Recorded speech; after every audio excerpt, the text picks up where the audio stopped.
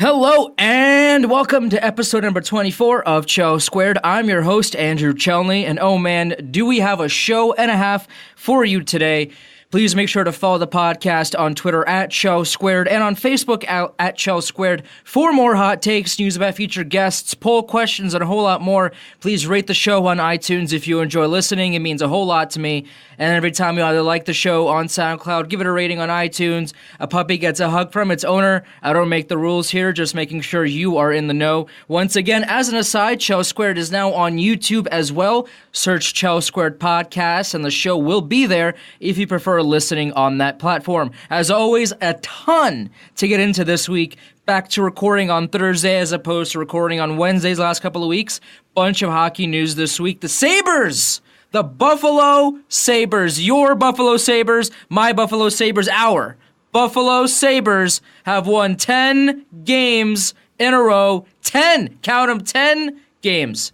This is the same team that was an afterthought last season. 10 dubs in a row. The Sabres sit atop not only the Atlantic Division, but the entire National Hockey League. 36 points. Tied with the Maple Leafs, the Sabres beat the Sharks in OT 3-2 at home on Tuesday and are going for win number 11 tonight in Tampa Bay. They will face the Lightning, who are right behind the Sabres and the Leafs with 35 points. The Sabres lost. The Sabres haven't lost since November 4th, which is a 3-1 loss to my New York Rangers. Get this, though. 7 of the 10 wins during the stretch have either been in overtime or in a shootout. Only 3 wins during this time have come in regulation. 3 of them, Tampa, Minnesota, Philadelphia. The Flyers, by the way, no one knows what's going on in Philadelphia. Absolutely nobody. The Flyers don't know. The fans don't know. No one knows. But the Flyers fired their general manager, Ron Hextall. They fired assistant general manager, Chris Pryor. And they fired assistant coach, Gord Murphy. Part of the announcement was that these fires were made in cooperation with head coach Dave Haxtell, and no other personnel moves are imminent. What? The Flyers are a dumpster fire, brimming with talent, yet the head coach has a green light here? I mean, what is going on? I mean, I get the goaltending has been abysmal. Calvin Pickard waived yesterday, picked up by Arizona today, but this team is too good to be tied for dead last in the Eastern Conference with 22 points with the Devils and the Panthers, 10, 12, and 2, and yet Haxtall's job is secure? Oh boy.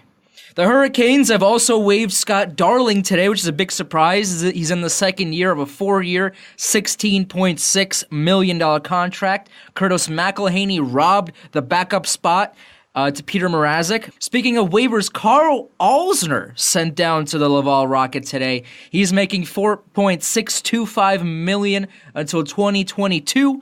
With a modified no-trade clause. Get this, he only played 8 games this season for the Habs after playing every single game from 2010 to 2018 prior to this season. That's wild. To go from playing in every game to being a scratch and then sent down, yikes. And the Coyotes and the Hawks, of course, made a trade the other day. Brandon Perlini and Dylan Strome were sent to Chicago in exchange for Nick Schmaltz, who was the 20th overall pick in 2014. Perlini was number 12th pick that same year, and Dylan Strome was the number 3 pick in 2015. After the trade, Arizona general manager John Chayka had some not so great words to say about Dylan Strome, and Chicago wasn't so happy either. Kane spoke out against the trade as well. And the last day, of course, to sign an RFA is December 1st. William Nylander, still an RFA. We've talked about him every week on this show for forever. I mean, he's been an RFA for as long as this show has been around, and yet we finally will have a conclusion to this sooner rather than later. Today is, of course, Thursday, November 29th. The deadline is Saturday at 5 p.m. Eastern Time. Nylander does not have a contract right now, but that all could change within the next 48 hours or so. Everyone's been talking about him for months. Finally, on next week's show, we will have a resolution, we'll have a solution. We could stop hypothesizing and thinking about what's going to happen with this kid. We'll get into all of that, the poll question, and a whole lot more. Joining me this week is Buffalo Sabres writer for The Hockey Writer and Die by the Blade, Anthony Sciandra. Anthony, how are you doing? Your Sabres have won 10 in a row. That must feel great. I'm doing pretty good, Andrew. It's a good time to be a Sabres fan. For sure. Before we get into hockey here, Anthony, I saw this question on Twitter the other day from the great Julian McKenzie, who was a guest on this podcast a few months ago, and I wanted to ask you about it. He proposed this question: who is on your Mount Rushmore of play-by-play broadcasters? You can only name 4 people here. It could be any sport. What would be your Mount Rushmore of play-by-play guys? Oh, man, that's a tough one. Well, I'm biased, obviously. Rick Jeanneret would be on there for me. It's like the Sabres voice of my entire childhood and life to date, because he's still around, still doing it. Even after, beating cancer a couple of years ago, he's still at it, and I still think he's the best in the business. I like, if I'm sticking to hockey, I like Darren Pang. I always have. I like Eddie Olczyk too. I know that's going to be a really unpopular opinion, but what do I got? One more? Yeah, one more. Oh, that's tough. That's a tough one. I'll switch to football. I love Tony Romo. Okay, not bad. I would have to go with Doc. Of course, he's sure. He's a legend on the mic. I got Sam Rosen going Homer, just like you. I've grown up with Sam Rosen. I love the way Sam Rosen does his play-by-play, and I've modeled the way that I do it based off of him. And gonna go with John Forsland. I love when John Forsland does the national games, because that means I get to listen to him some more. John Forsland's a great voice. And I'm switching to basketball for my last one. I'm gonna go with Marv Albert, the one and the only. Nice. You can't think of basketball and not hear Marv Albert say yes whenever someone drains a shot. So I think your group is way better thought out than mine. Well, I did. Okay, well, in my defense, I did tweet this out when I saw the question. Gotcha. I tweeted. I saw the question. I thought about it for a little bit, and then I tweeted it out. So in my defense, I did have a little bit more time to think about it. Than you did. But Anthony, the Sabres have won 10 in a row. They only have about $556,000 in cap space, according to Cap Friendly, of course. But they potentially have 3 first-round picks this year. They have their own. They potentially have St. Louis's. They get St. Louis's 2019 first-round pick if it ends up being a top 10 pick, but the Blues have the option to keep this first-round pick and send Buffalo a 2020's first-round pick instead. And they also have San Jose's conditional first-round pick. In the Evander Kane deal, Buffalo got St. Louis's first-round pick, of course, in the O'Reilly deal, and Buffalo got the Sharks' first-round pick in the Evander Kane deal. Buffalo gets a first-round pick from San Jose. If the Sharks don't make the playoffs this season, the Senators will receive the first-round pick for this year. If the Sharks do make the playoffs this year, then Buffalo will get this year's first-round pick, and the Senators will get next year's first-round pick. So they potentially have 3 first-round picks this year to play with, but they don't have a whole lot of cap space. So Anthony, they've won 10 in a row. They sit top of the NHL right now. They have some maneuverability in terms of picks to potentially deal for a top guy, either on forward or defense, or potentially a goaltender if Bobrovsky or somebody like that ends up not wanting to re-sign with their team. Or maybe potentially even a Cam Talbot if Edmonton is not making the playoffs. So what have you seen out of the Sabres and that has led to them winning 10 in a row? And what do you see potentially like a move or here and there, maybe by the deadline? Or what could be a move that the Sabres could make if they are in a playoff position that can bolster their shot at a deep run? So it's interesting, right? There's 2 kind of schools of thought in that regard. I'm kind of on the side where I don't know that they would need to add anything, because even if they, I'm not sure how deep of a playoff run that this team's ready for. So I might want to stick with the roster they have and not part with any futures, because they're not quote unquote rebuilding anymore, but they're still a young team. And I don't know if I'd like to have those picks in my back pocket, especially because this year the first round is loaded with talent. So if anything, Chad DiDomenicis, our managing editor over at Die by the Blade, he floated the idea of Kevin Hayes from the Rangers, who's going to be a UFA at the end of this year, as a third line center option for a rental. I think that would be great, but I don't know that I'd want to make a bigger investment than that. But then I guess if I was going to pick like a high level rental where I would want it, defense I think is where I would want to go. I'm pretty satisfied with our goaltending, and our top six forwards are playing well enough for me to not want to tinker with it. But I think the most pressing and the need that makes the most sense, especially considering where we are cap wise and just the organizational situation we're in, I think a depth forward would be what I would want to pursue in that case. You're not touching Kevin Hayes. I'm just letting you know that now.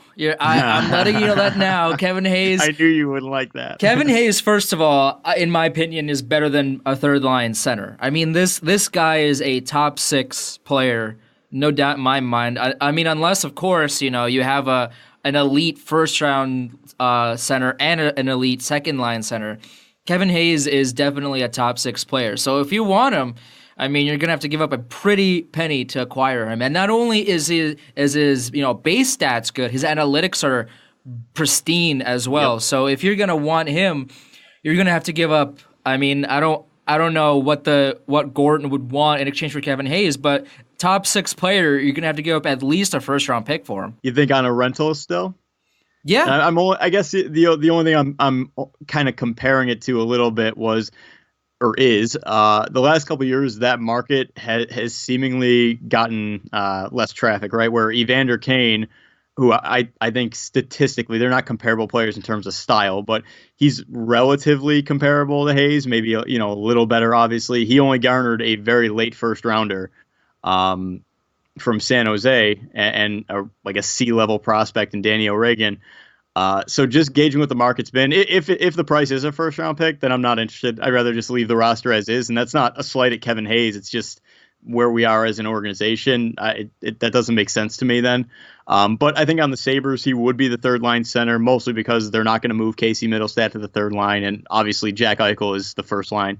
But I think he'd be an awesome rental player for a team that, doesn't want to make a massive investment.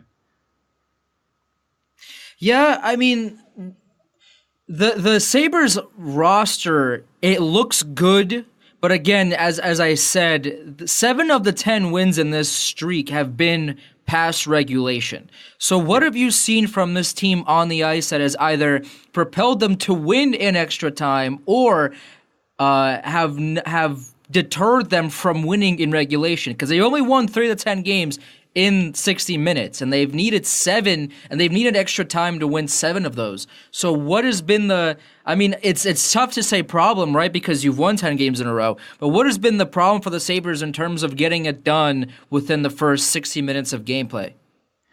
Well, for one, I mean, last game notwithstanding, they've gotten off to really slow starts. They get themselves in a hole early, and it seems like they just become this ultimate team in the third period.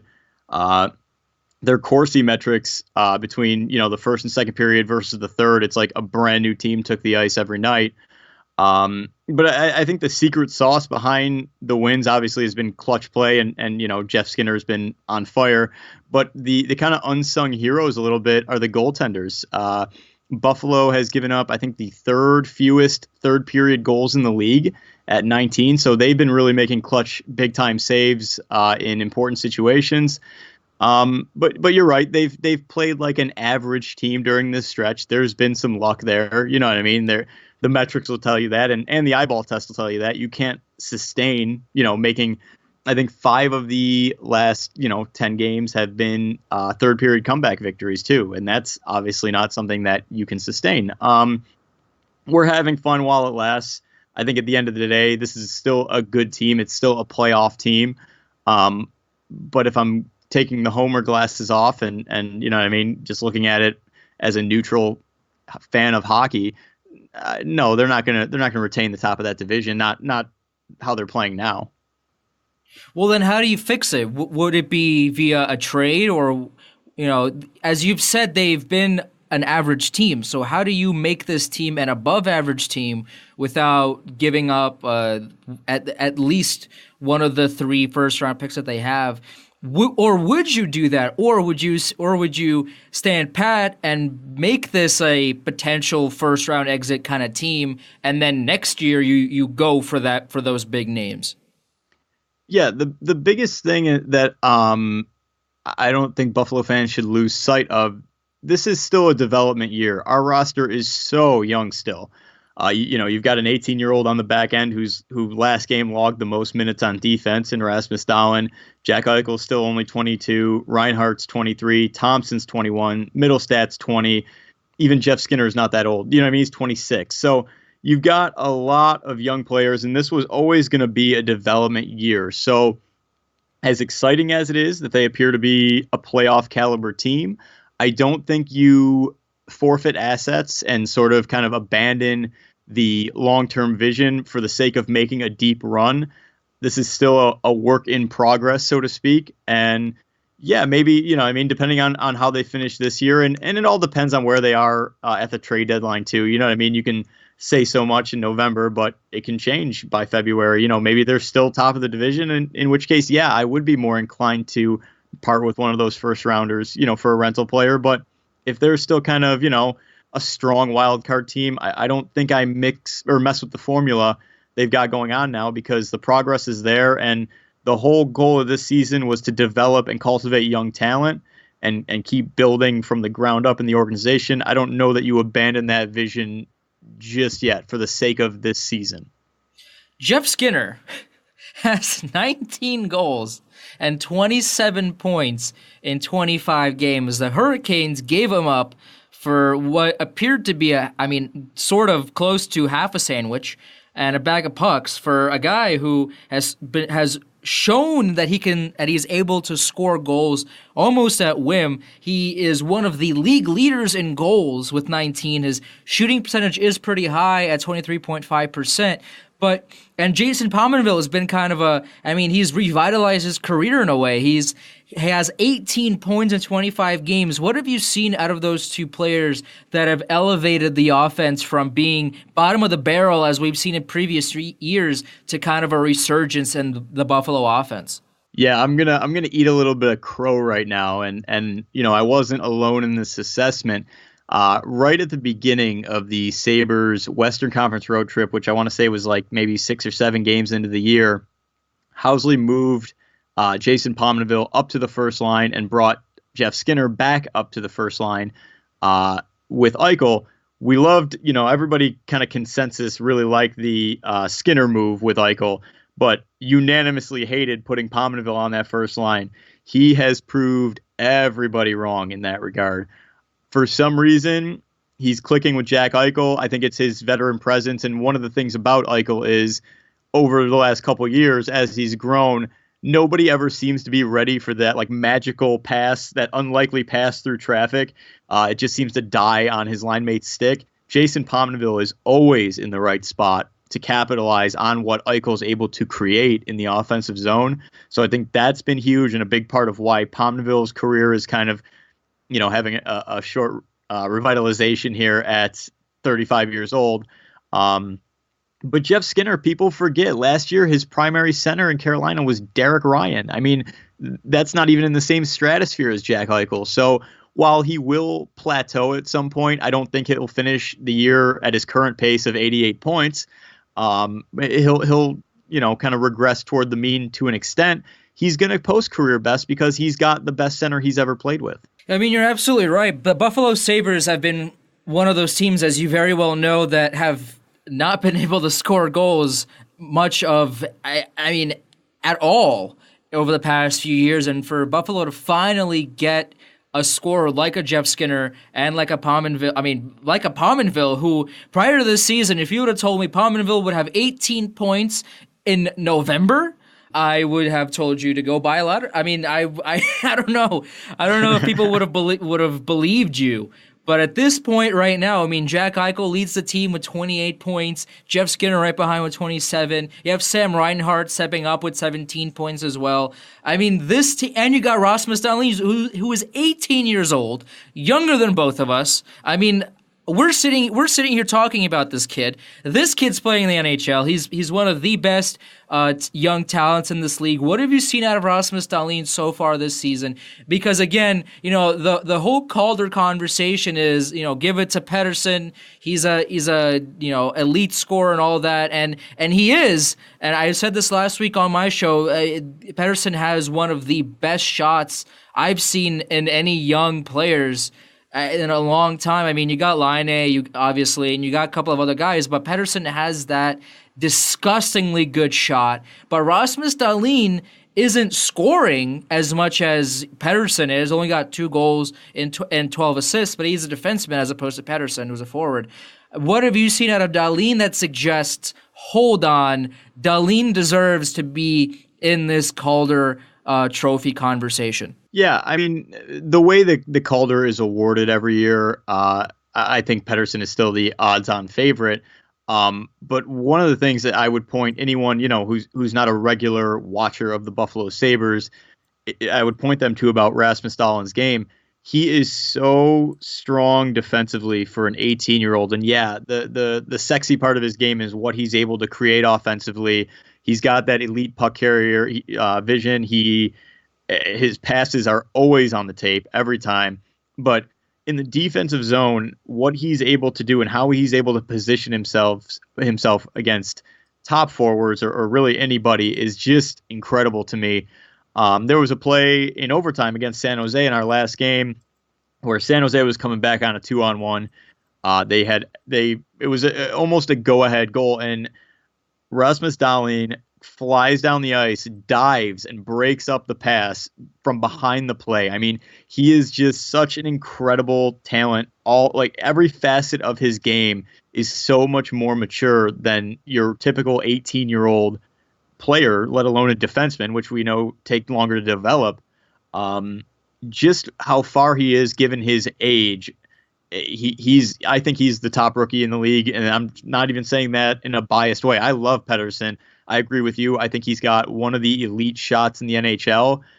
But what Rasmus Dahlin has been able to do as a teenager coming over from the SHL is nothing short of spectacular, and he just keeps getting better. I mean, you're totally right. I mean, I'm up in Syracuse right now, so I know my fair share of Sabres fans, and for the first time in what seems like literally forever. I mean, the Sabres were dominant in the later parts of the 2000s. And then, they went into this rebuild, as you well know. And for the past few years, it's been very dormant here in upstate New York. But, I mean, I watched a big chunk of that game against the Sharks. And that stadium, I mean, I don't know if you were there or you were watching on TV, but that stadium seemed like the most electric place to be in all major sports over the past couple months here. Let's disregard the MLB playoffs for the sake of conversation right now. Out of the NBA, the NFL, and the NHL, that Buffalo game against the Sharks, I mean, that crowd was absolutely incredible, and I haven't seen that from a Buffalo game in years. Yeah, it's the best environment at KeyBank Center that it's been in over a decade. Last time we were in the playoffs was 2011. I think that was better than the playoff atmosphere we had that year. It's something. I wasn't at the Sharks game, but I did attend their 8th consecutive win on Black Friday against the Montreal Canadiens, and I was just reveling in how quickly that arena, the atmosphere in there has changed. I mean, during the tank, it was bad. Most of the stadium, if it was a Northeastern team, was full of opposing fans. The Sabres fans weren't really into it. Tickets were going for like $5 on StubHub. It was horrible. I mean, it was the worst Buffalo sports environment I've ever seen. But man, it's just so cool. And it brings everybody back to that, 05-06 and 06-07 team that made those Eastern Conference final runs, the atmosphere, what it was like then. And it's just so relieving, refreshing to see the crowd back into it, because Buffalo fans, man, when this team is clicking, they rock that building. And to see that come back and hearing the 1, 2, 3, we want 10 wins chant against San Jose was just so cool. To tie it in with my poll question here, this week's poll question. By the way, if you want to vote in the poll or if you want to tweet at the poll, it's on Twitter at Chel Squared. This week's poll question was, how successful will the Buffalo Sabres be this season? Now, Anthony, I'm going to read you the 4 choices here, and I'm not going to tell you which choice won. I want you to tell me which of the 4 do you think is the most probable answer here. So the 4 choices are: 1, miss the playoffs; 2, lose in the first round; 3, lose in the second round; and 4, because I only have 4 options, so I had to combine these 2. You either make the Eastern Conference Final or make the Stanley Cup Final. Which of the 4 do you think is the most probable for this year's Buffalo Sabres team? Well, if I'm guessing what the results ended up, I guess I'd have to ask you how many Sabres fans follow you. Well, the poll got about 130 votes here. Okay. If it's my personal opinion, and I'm gonna get crap for this, I think first round exit, and I can explain why if you'd like. But yes, please do. So across the roster, right, we have a few veterans with playoff experience. I think playoff experience is so huge in how capable a team is of advancing and making a deep playoff run. I mean, you saw it with the Maple Leafs over the last 2 years. You know what I mean? And I think they'll make a deeper run this year because they've got that experience now. But listing off, the top players on the Sabres who have never played a playoff game: Jack Eichel, Jeff Skinner, Sam Reinhart, Tage Thompson, Casey Middlestat, Rasmus Ristolainen, Rasmus Dahlin. I mean, the list goes on. Jake McCabe. I mean, most of this roster has never played playoff hockey, right? And you got Vladimir Sobotka, you got Patrick Berglund, you have Pominville, who's made a couple deep runs with 2 different teams. But, you're talking 80% of the rosters never played in a playoff game, and this is a young roster. I don't know how realistic a deep run is, especially because, in my opinion, the Sabres will end up as one of the wild card teams, which means you're playing, either, Toronto, Tampa Bay. If they draw Columbus, if they win the Metro in the first round, then I feel a little better about, advancing. But you're going to have a tough opponent. And if they do end up being one of the, 2 or 3 teams in the Atlantic, you're going to play one of Boston, Tampa Bay, or Toronto. That's not going to be easy. Those are really, really good teams with a lot of playoff experience. So I think realistically, first round exit, do I think they're capable of more? Sure. But if I'm just making a, unbiased prediction, that's probably where I'd be at. I would definitely agree with you on that one. I do think they're going to make the playoffs, but they probably will get bounced in the first round. So the 4 answers were miss the playoffs with 9% of the vote.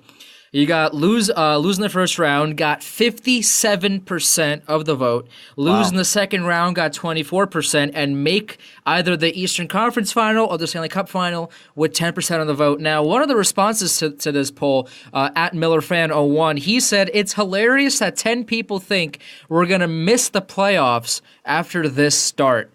I mean, it's possible, right? It's probably not going to happen. They probably will coast with this win streak into the playoffs, whether it be a wild card spot or otherwise. But, I mean, this team, as you said, has been an average-looking team even through the 10-win stretch that they've had. So if they start playing if they continue to play like the average team that they are, as you've said, but teams get that lucky bounce or the puck goes the opponent's way here and they lose 3, 4, 5 in a row, that it might not be out of the question for them to miss the playoffs. But as it stands right now, I mean, they probably will make the playoffs, probably a first-round exit, and I have to agree with you on that one. Yeah, so, I mean, looking at it, just looking at the metrics right now, every advanced stat you look at, from Corsi to possession, across the board, right, the Sabres are an average team, and that's fine. That's okay. So let's assume that we regress back toward the mean, right, and play like an 82-point team for the rest of the year.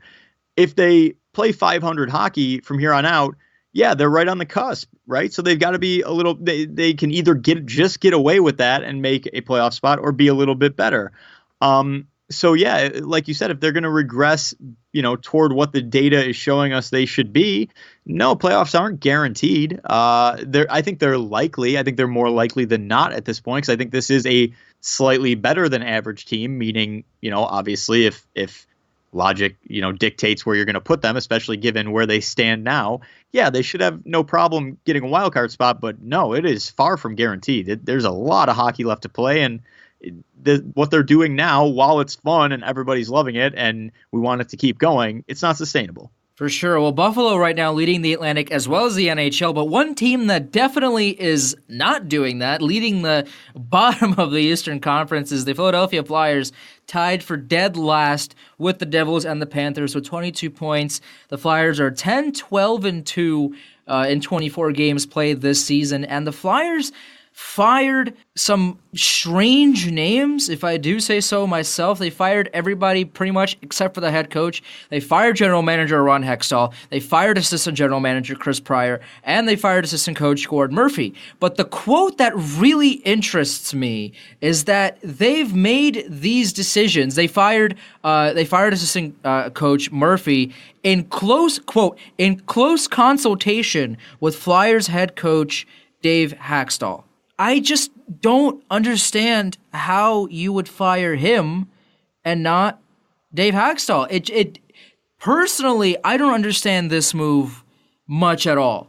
I'm drawing a blank. I really am drawing a blank right now, because you fire everyone except for one of the biggest people in charge of leading this team. And this team is oozing with talent besides the goaltending position. As I mentioned earlier, Calvin Pickard waived yesterday, picked up today by the Coyotes. I mean, this team, besides the goaltending, is a fairly solid, decent team. So to be at the bottom of the Eastern Conference right now, but to fire your GM, fire your assistant GM, fire your assistant coach, but keep your head coach and also kind of give him the green light here, I don't understand what the Philadelphia Flyers are doing. The Flyers have options at goaltending. Maybe not now, but let's say they win a couple of games here and they're right in the thick of it. They could trade for a Cam Talbot. If they want to splurge, they could trade for Bobrovsky back. I mean, they have options here because Bobrovsky is a question mark in Columbus. No one knows what's happening there. Cam Talbot, another question mark in Edmonton. If Edmonton isn't making the playoffs again, there's, in my mind, a good chance that Edmonton's going to try to move him, and the Philadelphia Flyers are definitely one team that could use him. So it really just, I'm drawing a complete blank on what exactly the Philadelphia Flyers are trying to do right now. Are they already packing it in? Like, what in your mind is going on in Philadelphia right now? Because I don't understand it. I am absolutely just drawing a blank on what the strategy is in Philadelphia, if they even have one. Because honestly, I'm not even sure they do. Yeah, I'm right there with you. Everything they've done to this point has been really bizarre, kind of head scratching. I think firing your GM midseason and not the coach, and then to go on and fire his assistants and not him, is a really bizarre move and a really big, maybe misplaced vote of confidence in Hextall. Because I don't think he's shown that he's an elite coach or even a good coach at this point. You're right, though. The goaltending is definitely their biggest problem. There are certainly options out there. Are they packing it in? I would say probably not. Not at this point. But yeah, good luck. You need a decoder ring to figure out exactly what their plan is here, because I'm as lost as you are. It really bugs me because you have this Philadelphia Flyers team, right? Who has so many names, especially up front, that can do damage pretty much every game, almost at will. They also brought back JVR to bolster that offense even more. You still have Giroux, you still have Voracek, you still have Simmons. Now you bring in JVR. On the back end, you have Provorov, you have Gostisbehere. You have these names that are more than capable of bringing this team to at least a competitive spot in the standings. But not only is that not happening, this team has given up 86 goals in 24 games. They've only scored 72. This team has lost 2 in a row. They blew a lead against the Ottawa Senators a couple of days ago. They got booed out of their arena. I mean, this team is taking a nosedive for a team that a lot of people, including myself, thought that this team was going to be very competitive, to say the least. I thought this team was going to make a deep run in the playoffs. Looking at this roster, I said this before on my show prior to the season starting, that, hey, this Flyers team is going to be pretty dominant. This team is going to do some damage in the playoffs, especially now with JVR in the mix. This is going to be a scary team to play against. Not only are they not scary, this team is dead last in the Eastern Conference. How with this lineup are you this bad? I don't understand it. I mean, the goaltending you can point to for a few games. Sure, it hasn't been great to say the least. But I mean, at least, the offense could have bailed them out one game. The defense could have bailed them out a couple of games. But it hasn't been happening, and I don't understand what it was. The only good win in the past few games out of the Flyers have been against the Rangers, but that was that 4-0 game. I mean, the Rangers didn't show up. I was watching that game the day after Thanksgiving, the 1:00 game. I mean, the Rangers looked like a team that didn't want to be there, that ate too much turkey after Thanksgiving, and they were hungover, and they just didn't care. They just didn't want to be there, and they played the most lifeless 60 minutes I've ever seen from a team in a very long time. And the Flyers easily won that game. But besides that game, the Flyers have looked atrocious. And if you can't blame Hackstall, what is the solution here? You fire the GM. I mean, bringing in a new GM isn't going to fix the team right now. I mean, what are they going to do? What is a new GM going to do for this season right now? Firing a GM, bringing in a new one is possibly a good long-term fix, but this team is too good to be bad this season. And I don't understand how you do all of that and not hire and not fire the head coach here. It boggles my mind what Philadelphia is doing right now. It doesn't make any sense to me at all. Yeah, no, I'm with you. Firing a GM midseason is a weird move just as a rule, because essentially you've got, you're a ship without a captain for the rest of the year at that point. I mean, you put someone in charge in the interim, but I mean, you're approaching the trade deadline with someone on limited time, most likely. You know what I mean? It's a little bizarre. Not firing Hackstall and firing Hextall instead is. You'd think like paperwork got mixed up and like the receptionist typing up the pink slip got the name wrong, right? But they're just trying to cover it up now. But yeah, you would think a team in this situation with all the talent they have and the expectations that they brought into the season. I mean, myself, I had them as in my early season prediction. I had them as one of my wild card teams. You know what I mean? I thought they'd be right in the mix. Typically in this type of situation, teams would fire the head coach, and to fire everybody but the head coach is just kind of back-ass words. And I really just don't know what they're doing. I don't think they know what they're doing. I really think they're just throwing stuff at a wall and seeing what sticks. I mean, I don't know what prompted them to think this was a good idea. Again, if you want to fire a GM, that's fine, but firing one and bringing in a new general manager is potentially a good long-term fix, which tells me that this season for them is a loss. Because if you fire everyone except for your best shot at a short-term solution, Coach Q is a free agent, right? Coach Quenneville has not signed with the team yet. So as far as we all know, right, Coach Quenneville is available to coach the Philadelphia Flyers right now if he so wanted to.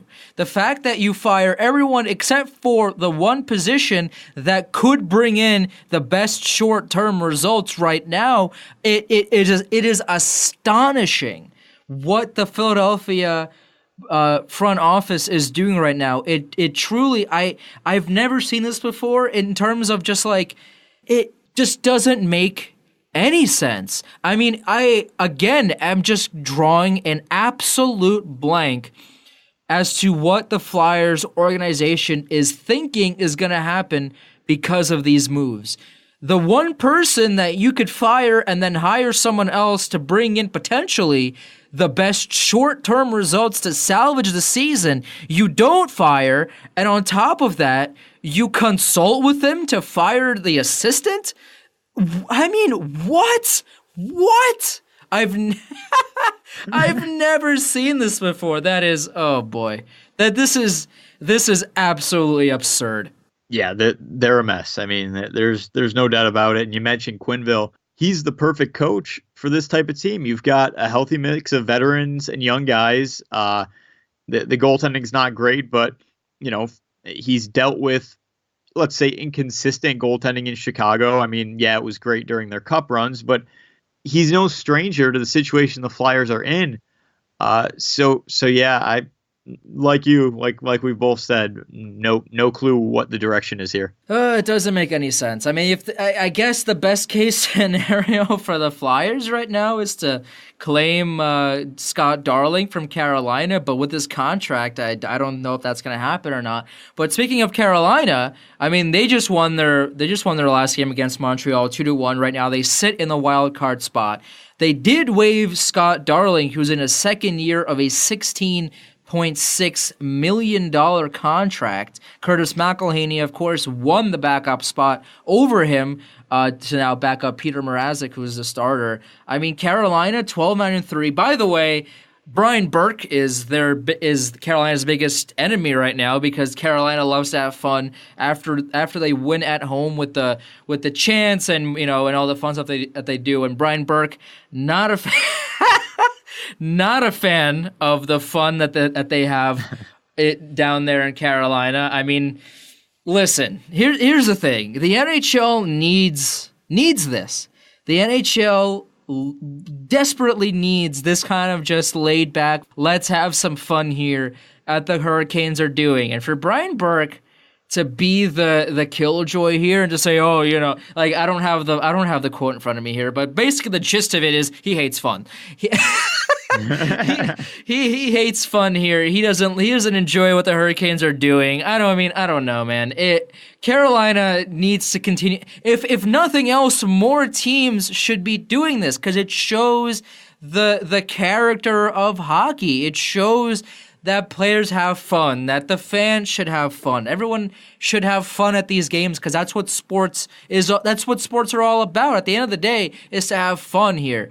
So for Carolina to be doing this kind of after win kind of shenanigans, and for Brian Burke to say, like this is a joke or whatever it is that he said. I mean, can we relax? Can we relax a little bit here? It's funny because Brian Burke earlier today tweeted out that he's a big proponent of the NWHL. Which is great, which is exactly what you're supposed to be doing. But you can't you can't be a huge proponent of fun for women's hockey and then also look at fun in men's hockey and say, oh, you can't have fun in men's hockey. Well, here's the thing. Why can't we have fun both in men's hockey and also be a supporter of women's hockey? Why can't we have both? Well, I mean, the old boys club a little bit to an extent, right? In the NHL has helped the game, but it's also hurt the game in a big way. I mean, I'm going to use an example here that I'm sure has been beaten to death, but it's true. What was the thing that happened this offseason that got the most attention from sports fans who didn't follow hockey? Do you know what it was? That don't follow hockey. What became the most viral thing that happened that was fun, I guess, for some people in hockey that got the most attention from just sports fans in general? It was Gritty. Oh, that's right. It was Gritty, right? Because I was thinking back to like July and August, and I was like, "What happened in July?" I'm sorry. That got people's attention. I was drawing a blank here, but yeah, no, Gritty definitely. So I mean, he's so goofy. Fun is what's endearing about sports, right? think about, the most popular guys in the NFL, the NBA. It's the guys who, they celebrate, they have fun, they've got personalities. That's why Alex Ovechkin is such a popular player, across all formats, because he's fun. He's exciting. He's got a personality. He's not, this robotic kind of guy. Hockey players, I give them a lot of credit. They always say the right things. They, for the most part, conduct themselves better than any other athlete. A lot of them give pretty bland answers too. Like, Sure. we have to do better at dumping pucks in and working hard and and working the corners and and then insert platitudes here. Right, exactly. But yeah, let the Carolina Hurricanes have some fun. It attracts attention to the sport. Of the big four sports, the NHL is solidly in fourth, right? And if you want to start gaining more viewers, and more interest from people who don't follow hockey right now, yeah, you've got to have endearing personalities, endearing traditions. And that's why, Nashville became so viral a couple of years ago when they, made their deep run, because they were fun. It was exciting. The crowd had their own shticks, right? The catfish, right. Let that stuff grow, let that culture kind of matriculate here and develop. It's so much fun to have those niche traditions for each NHL team that get that social media and quote unquote worldwide attention. That's what you need for your sport. Here's the thing. It bothers me that a lot of hockey fans want to grow the sport. And yet when there are opportunities to grow the sport, like what the Hurricanes are doing, and and then they dump all over these things, it doesn't make any sense to me. It's like, well, you can't have it both ways. You can't grow the sport and then not show the fun parts of the sport. The Duchesne goal a couple of days ago against the Flyers, the goal that he whacked, this is the most unbelievable goal I've ever seen in my, one of the most unbelievable goals I've ever seen in my life. This man was, he shot the puck in the offensive zone, and it got blocked, and he just whacked it out of midair and top shelved it right under the crossbar and into the goal. I've never seen anything like that in that kind of situation. And that goal should have been literally plastered in every corner of the internet. Should have been. But I haven't really seen it outside of the usual NHL culprits. And it's one of the biggest issues with growing the game. It's like, well, you want to grow the game, but if you truly want to grow the game, you have to show the fun aspects of it and the incredible aspects of it. That goal, Duchesne probably couldn't do that again if he tried.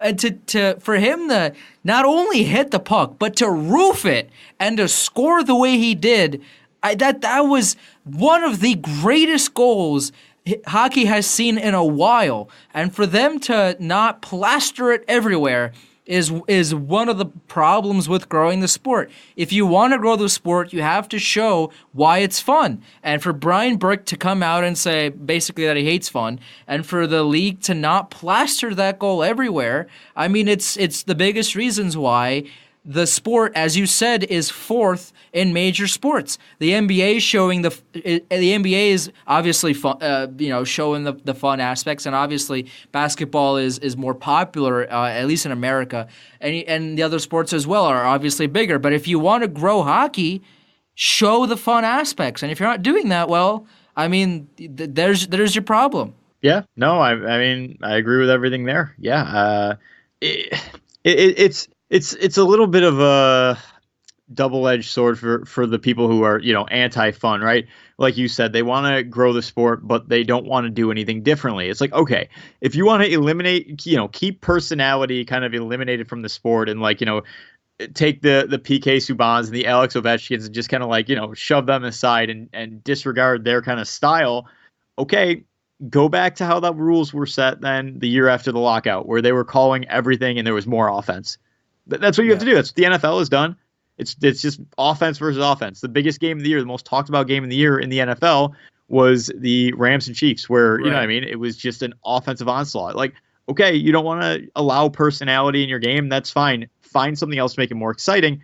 And the problem is they won't. And that's why, hockey's growing, but it's not growing at the rate it should be because it is the fastest paced sport on earth. And it's the most, in my opinion, the most entertaining. So yeah, no, you hit the nail on the head with everything. Anti-fun is not helping the game. No, bring in the fun. And also the biggest social media personalities that hockey has, you have Biz Nasty, you have Luongo, and that's it.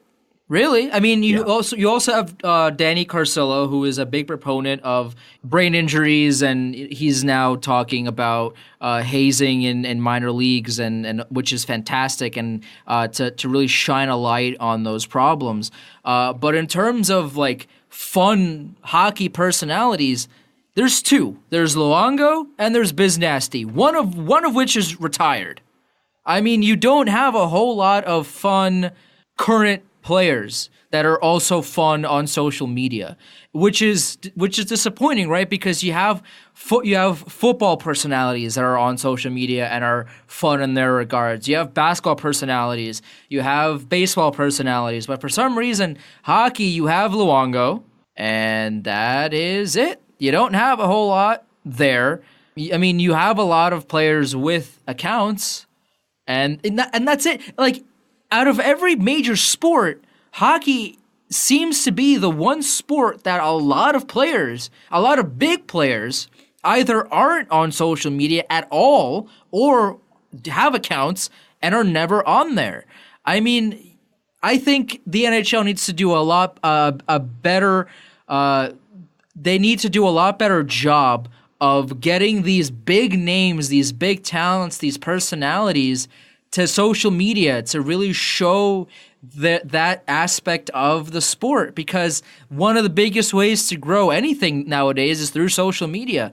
And if your top talents aren't on there, showing their personalities off to people that aren't in the know about hockey, I mean, what are you really doing? This is a golden opportunity to grow the sport on a platform that is ripe for growing sports on, and yet you're not doing that. It's if you want to grow the sport, and I agree with you, show the fun aspects of it, but also you got to get these guys on social media. I know a lot of them, aren't the most socially active people, and they don't want social media accounts and this and that. But again, like, if you truly want to grow the sport, if you want to grow the brand, I mean, you gotta be able to have fun on social media.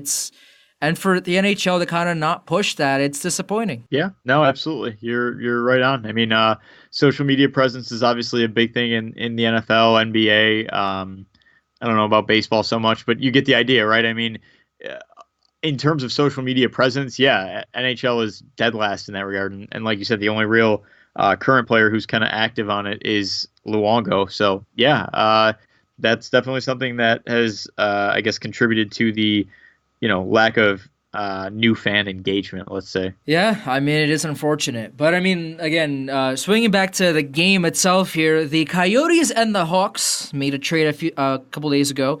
The Coyotes traded Brandon Perlini and Dylan Strome for Nick Schmaltz.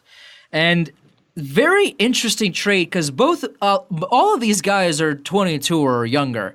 Perlini and Schmaltz both picked in the first round of the 2014 draft. Dylan Strome, the third overall pick in 2015. However, Arizona GM John Chayka did not enjoy Dylan Strome, as per this quote. He said, "There's a difference between patience and hope. The latter is not a way to build your organization." Yikes. I don't know what happened behind closed doors, but that is not good. That is not a glowing endorsement. No. This kid is 21 years old. He is 15 days older than I am. This guy over here, third overall pick 3 years ago. But to have your general manager give up on you already, I mean, I don't know what had to happen in order for John Chayka to trade him, but this is wild. There's been a couple of examples of that here and there from actual busts, right?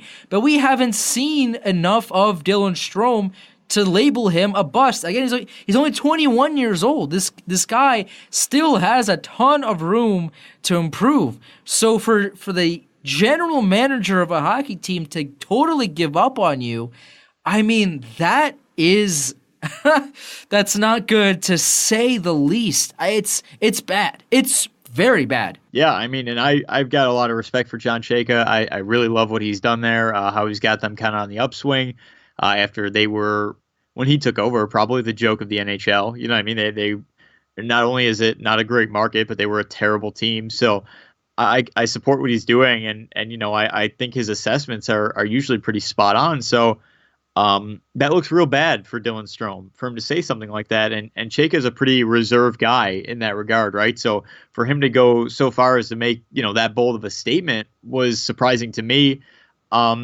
But like you said, you can't call Dylan Strome a bust yet. Is he failing to meet expectations? For sure. But he's not done. You know what I mean? Players don't stop developing at 21. But that being said, I think the Arizona Coyotes won this trade. It's tough, right? Because one of the biggest things that Chicago is looking to get out of this deal is to reignite the chemistry between Dylan Strome and Alex DeBrincat, who were teammates in the OHL with the Erie Otters, right? But Nick Schmaltz scored 52 points last season. This is a 22-year-old kid who's already scoring 52 points, and it's tough. And Patrick Kane didn't really like it either. He said, and I quote, "I thought Schmaltz was going to be the next guy that I was going to be able to develop that chemistry with." He's also said on this was on Monday morning, there was glimpses of it, little spurts of it, especially last year. Kane isn't happy with it. It doesn't seem like anyone's happy with this trade. I don't understand what the motivation was behind this deal. What led up to this deal, right? Because we've seen, especially after this quote came out from Chayka, who is clearly not happy with Dylan Strome. But Perlini was also 22 years old, only had 6 points in 22 games with the Coyotes this season, had 30 points last season. So. But for Nick Schmaltz, I mean, 52 points, as I said, 11 points this season with Chicago, and then to trade him for Perlini, who, again, 22 years old, still a lot of room to improve and to be better, but 30 points is his cap as of right now, and a Dylan Strome, who is a question mark, I guess, at this point, and it's so quick how we can change our opinion on someone. I mean, Dylan Strome, again, 21 years old, hasn't played a whole lot in the NHL, and we are already labeling him as a question mark because of what the general manager that was once so high on him has now done a 180 reversal on him and said no. I mean, basically said we don't want you anymore. I mean, this is a very just weird, very strange move for both teams to make. I mean, for Chicago, they're rolling the dice on a third overall pick, but in doing so, they traded a guy who scored 52 points last season, who was developing chemistry with one of the league's premier snipers. It's for both sides just a weird, just a strange deal to make, especially at this point in the season. Yeah, no, I agree with you. I'm a little bit biased. I really like Nick Schmaltz. I think he's a fantastic player. So, you know, by the old adage, you know, the team that gets the best player in the deal won the deal, right? So that's why I feel Arizona got the upper hand here. As for who's going to be the best player long term, well, that's unwritten. You don't know that. But in my opinion, I think it will be Schmaltz. I haven't seen anything from Strome to lead me to believe that he will eventually become, you know, what they were expecting out of a number 3 overall pick. One of the things Arizona, I feel, has done well and continues to do well is identify guys that will fit in the system they're trying to run, right? And you're not seeing the results in the standings just yet, but they're a team on the rise. And like I said, John Chayka, in my opinion, is one of the smartest guys in hockey. If he sees Nick Schmaltz as a definite upgrade over Strome, and if he thinks Perlini was worth, as a sweetener there, tough to hate on it. You know what I mean? We'll see how it shakes out. But if I had to make a prediction, I think Arizona walks away very happy at the end of the day. I mean, for Arizona's sake, I hope so. the only question that I have in terms of Nick Schmaltz is, can he put up points without Patrick Kane? Because playing with Kane is obviously a good way to score some points here, but he's only 22 years old. So my only question with Nick Schmaltz is what is he capable of doing without Patrick Kane on his side? Am I saying that he's not going to score at all? No, he's clearly a talented guy. That's why the Arizona Coyotes traded for him. But I want to see what he's capable of doing now that he's not in Chicago anymore, now that he's in Arizona. That is my only question mark that I have with Nick Schmaltz, is how can he adapt offensively now that he doesn't have one of the premier snipers on his wing. That is my only question. I mean, but obviously besides what in the world did happen behind closed doors that led Dylan Strome out of Arizona. I mean, rarely have we seen this in modern day sports. This is a 21-year-old guy, third overall pick just 3 years ago, hasn't really played a whole lot in the NHL, and for a general manager to say something like that, woof. I mean, it's bad. It's just so bad. There's got to be something that obviously, is unbeknownst to the public when it comes to that relationship and why it deteriorated and how it deteriorated. But yeah, clearly he just wasn't a fit there anymore. And, you've got to, if you're a GM, you've got to recoup assets if you know something is kind of a lost venture, or you feel that it's going to become a lost venture. And at this point, Dylan Strome still had value because he does still have that element of unknown of what he could become, right? So, if Chayka thought now was, strike while the iron's hot, then okay. But if Dylan Strome ends up being a great player, Chayka's going to look really silly. Do I think that's going to happen? Not necessarily, but no, you're right. It's a bizarre trade at this point in the season for who it included, I guess I'll say. Yep. No, you're totally right. One last thing here before I let you go. William Nylander, of course I have to mention it. I have to meet my Nylander quota for the week. William Nylander, of course, is still an RFA. We will finally find out the resolution to this fiasco. Shout out to Lupe Fiasco, one of my favorite rappers. Same, yes. I love Lupe. Lupe is Same. Whenever people ask me and I say Lupe Fiasco, people look at me like I'm crazy here. But like, his newest album is great. I mean, he's underappreciated in the rap game. That's all I'm gonna say. That's Lupe Fiasco, and I appreciate the fact that you like him as well. I mean, Dude, people only know the show goes on, man. But Lupe Fiasco has a lot of great songs. His newest album is fire. Give it a listen. Here's some music takes on the podcast. Why not? Why not? Shout out Lupe Fiasco. But I mean, this whole situation with William Nylander will finally be resolved in the next couple of days here. I mean, what do you think is going to happen? I mean, Darren Dreger said that William Nylander's time in Toronto is done after the end of this year at the most. He's going to be gone at the draft or at the deadline, or potentially before December 1st here. So, I mean, what's the most probable ending to this? I mean, I've talked about William Nylander for what seems like every week now, but I mean, this has to end at some point, and it will sooner rather than later. So, in your mind, how's this going to end? That's the big question, right? I mean, it depends what source you're basing your information off of, right? You've got people from the organization saying that they think he's going to be around a long time. You've got people from outside the organization, your insiders saying the opposite. It's just so bizarre, right? And it's rare that we see a situation like this where there isn't some sort of middle ground that's met, or somebody concedes to an extent. To let someone of his caliber sit out this long and, lose production, especially if he ends up sitting out the rest of the year, if they don't make that deadline to either hammer out a deal or make a trade, like, that looks really bad. I mean, the Leafs are doing great. Don't get me wrong. They're an impressive organization on the rise, but that looks horrible. So if I had to put money on something at this point, I just got to feel like toxicity between the two parties is built up.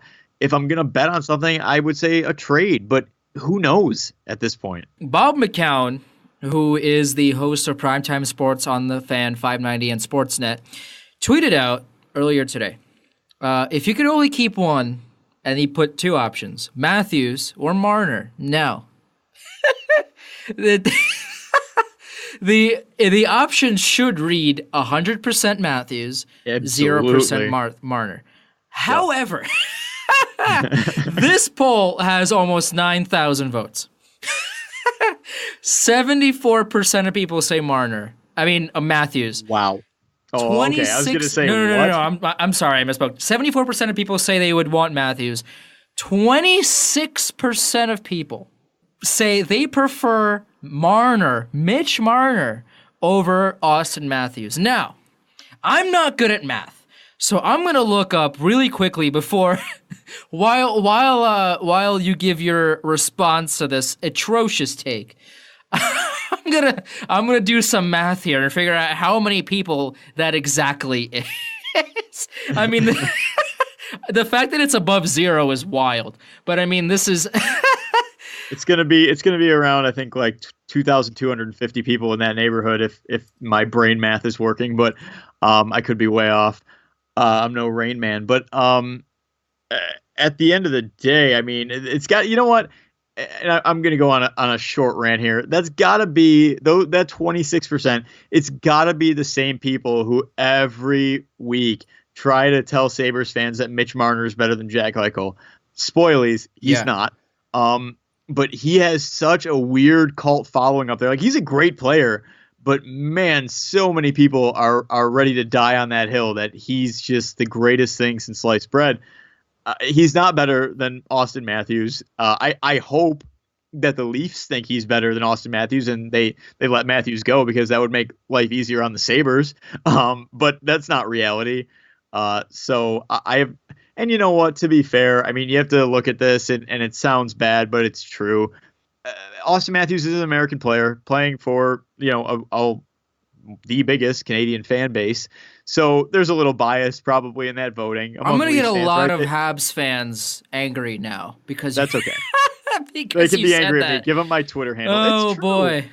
It's true to an extent. Come on. I just, they want to see the Canadian kid do well. There's nothing wrong with that. That's true. I mean, I'm not hating on that, and I'm not saying that they are inherently, against Austin Matthews because he's American, but that plays a part for some people. And could it play a part for 26% of people? Sure. Why not? So I Googled percentage calculator, and 26% of 8,959. Oh, you said 8,900. Oh, my bad. 26% of 8,959 people. So, so 2,330 people would prefer Mitch Marner to Austin Matthews in this poll. I need those people to do either of these two things. One, please either start watching hockey because you've clearly never watched hockey before, or two, stop watching hockey because clearly you don't know what you're watching. Right. I mean, this is honestly a disgrace. Here's the thing: Mitch Marner is a great player. No one's arguing that, right? To say he's better than Austin Matthews, I don't know what team you're watching, what sport you're watching. Austin Matthews is a generational player. Mitch Marner, while he's a great talent, I mean, is not better than Austin Matthews, point blank. No, he's not. Oh, but you know what? What a joke. Funny. As a Sabres fan, and like what, who obviously has pretty, consistent interaction with Leafs fans, that percentage does not surprise me at all. It really doesn't. That they love that kid up there, and as they should. He's a great player, but you would be amazed, at some of the conversations I've had, people willing to die on that hill that he's the best player in the organization. It's bananas because he's not. It's a joke. It really is. Anthony, this was sensational. I appreciate your love for Lupe Fiasco. Yes.